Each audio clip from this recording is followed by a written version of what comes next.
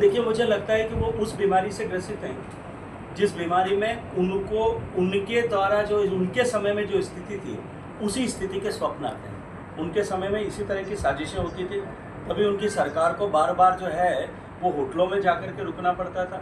उनके समय जिस तरह का असंतोष था उसके कारण से रोज़ उनको लगता था कि उनकी सरकार गिर सकती है। मुझे लगता है कि वो अभी उसी स्वप्न की अवस्था में जी रहे हैं। आप भी अपने बच्चों को अनुभवी शिक्षकों की टीम के द्वारा सैनिक, मिलिट्री, नवोदय, RIMC की तैयारी करवाकर बच्चों के सपनों को साकार बनाना चाहते हैं और देना चाहते हैं नई उड़ान, तो आज ही संपर्क करें रवि इंडियन स्कूल झुंझुनू, जिसने गत वर्ष में दिए सर्वाधिक सिलेक्शन और जीता है विश्वास।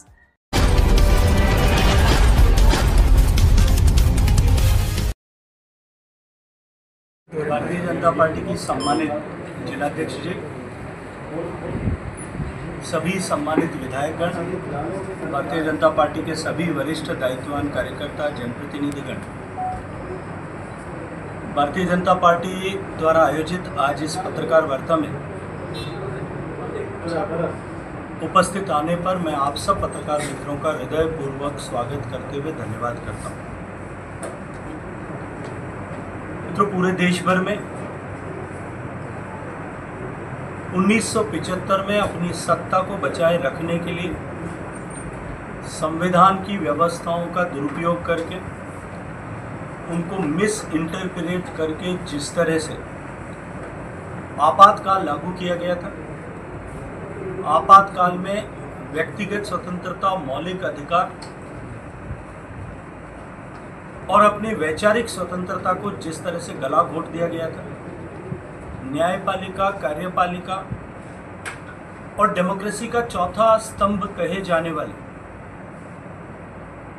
पत्रकारिता जगत के लोगों को जिस तरह से स्पष्ट रूप से सेंसर कर दिया गया था, उनके अधिकारों को समाप्त कर दिया गया था, लाखों लोगों को जेल की सीखचों के अंदर बंद कर दिया गया, बिना किसी दोष के, बिना किसी चार्ज के, बिना किसी अपराध के निरपराध लोगों को मात्र राजनीतिक विद्वेष के आधार पर प्रताड़ित किया गया, महीनों तक जेल में बंद कर दिया गया। सारे कानूनों का धता बताते हुए, सारी व्यवस्थाओं को धता बताते हुए जिस तरह से व्यक्तिगत स्वतंत्रता को सीमित कर दिया गया, जबरन नसबंदी की गई,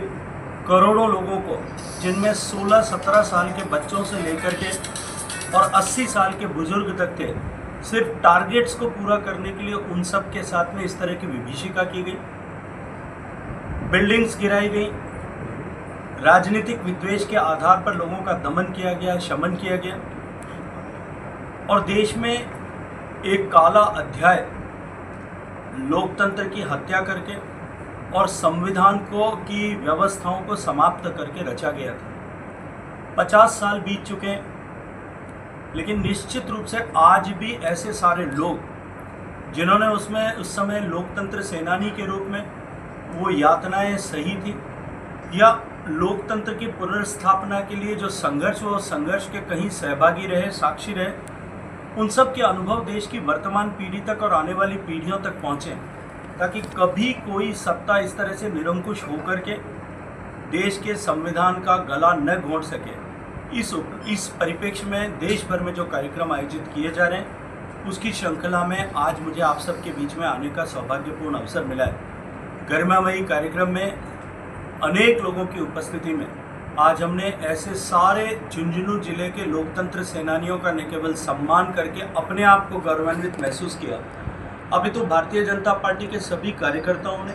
और वहाँ उपस्थित के लिए दिल्ली में साजिश रची जा रही है। देखिए, मुझे लगता है कि वो उस बीमारी से ग्रसित हैं जिस बीमारी में उनको उनके द्वारा जो उनके समय में जो स्थिति थी उसी स्थिति के स्वप्न आते हैं। उनके समय में इसी तरह की साजिशें होती थी, तभी उनकी सरकार को बार बार जो है वो होटलों में जाकर के रुकना पड़ता था। उनके समय जिस तरह का असंतोष था उसके कारण से रोज़ उनको लगता था कि उनकी सरकार गिर सकती है। मुझे लगता है कि वो अभी उसी स्वप्न की अवस्था में जी रहे हैं कि ये भारतीय जनता पार्टी है। भारतीय जनता पार्टी में इस तरह का न तो काम होता है, ये अनुशासित पार्टी है। अशोक गहलोत ने आज बयान दिया है कि जो विधानसभा अध्यक्ष वासुदेव देवनानी है वो RSS के कट्टर समर्थक और कार्यकर्ता हैं, उनका नाम सीएम की रेस में है। इस बयान को किस नज़रिए से देखते हैं? मुझे लगता है कि हम सब भारतीय जनता पार्टी के जितने कार्यकर्ता यहाँ बैठे हैं और राजस्थान भर में जितने कार्यकर्ता हैं उसमें से अधिकांश कार्यकर्ता हम राष्ट्रीय स्वयंसेवक संघ के,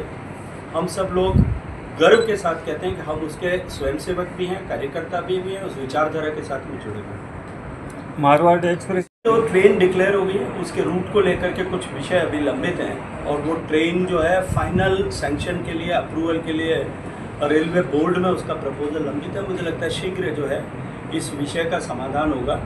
सभी जनप्रतिनिधियों के साथ मिलकर के अगर आवश्यकता होगी तो रेल मंत्री जी से इसके विषय पर चर्चा करें। सर, झुंझुनू शहर की कुछ ऐतिहासिक हवेलियाँ थी जिनको खुर्द-बुर्द कर दिया गया और डीएलपी मंत्री के सामने ये मामला आया हुआ है। कई ने तो पट्टे के लिए आवेदन किया हुआ है और उन्होंने ये भी कहा था अपने दौरे के दौरान कि जो पट्टे हैं पुराने गलत बने उनको निरस्त किया जाएगा। पूर्ण रूप से राज्य सरकार का विषय है जिस पर बिना किसी विषय की जानकारी की टिप्पणी करना मेरे लिए अनुकूल नहीं। थैंक यू, बहुत धन्यवाद। देखिए, मुझे लगता है कि अब माननीय गहलोत साहब की स्थिति जिस तरह से उनकी पार्टी में अप्रासंगिक हुई है, हमेशा ही पहले जब कभी भी वो पिछले 2 बार जब वो मुख्यमंत्री पद से हटे तब दिल्ली में तुरंत उनको महामंत्री का दर्जा मिला था। इस बार शायद पार्टी ने उनको किसी भी भूमिका में लेने से अस्वीकार कर दिया है, इसलिए अपने आप को प्रासंगिक बनाए रखने के लिए वो इस तरह की अनर्गल टिप्पणियां करते हैं,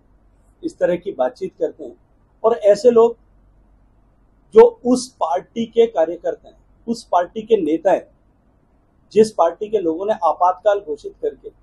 देश की कार्यपालिका को, देश के राष्ट्रपति के पद को और उसकी संस्था को और देश की न्यायपालिका को, सबको अपने चरणों में आने के लिए मजबूर कर दिया था, वो मुझे लगता है इस तरह की टिप्पणियां करें उनको शोभा नहीं देता। ऐसे लोग जिन्होंने संविधान की हत्या प्रत्यक्ष रूप से की, वो आज संविधान का दूसरा अपमान करने के लिए उसको जेब में रख करके घूमते हैं। मुझे लगता है कि देश इन सब चीजों को देखता भी है और समझता भी है और आज की इस परिपक्व राजनीति के युग में देश समय आने पर उनका हिसाब किताब भी करता है। इसीलिए ऐसी पार्टी जो 55 साल तक एक छत्र देश पर राज करते थे, आज अपने आप को प्रासंगिक बनाए रखने के लिए, हाशिए पर अपना स्थान बचाने के लिए संघर्ष कर रही है। मुझे लगता है कि वो उस बीमारी से ग्रसित हैं जिस बीमारी में उनको उनके द्वारा जो उनके समय में जो स्थिति थी उसी स्थिति के स्वप्न आते हैं। उनके समय में इसी तरह की साजिशें होती थी, अभी उनकी सरकार को बार बार जो है वो होटलों में जाकर के रुकना पड़ता था। उनके समय जिस तरह का असंतोष था उसके कारण से रोज उनको लगता था कि उनकी सरकार गिर सकती है। मुझे लगता है कि वो अभी उसी स्वप्न की अवस्था में जी रहे हैं कि ये भारतीय जनता पार्टी है, भारतीय जनता पार्टी है, इस तरह का न तो काम होता है, ये अनुशासित पार्टी। हम सब भारतीय जनता पार्टी के जितने कार्यकर्ता यहाँ बैठे और राजस्थान भर में जितने कार्यकर्ता हैं उसमें से अधिकांश कार्यकर्ता हम राष्ट्रीय स्वयंसेवक संघ के, हम सब लोग गर्व के साथ कहते हैं कि हम उसके स्वयंसेवक भी हैं, कार्यकर्ता भी हैं, उस विचारधारा के साथ में जुड़े हैं।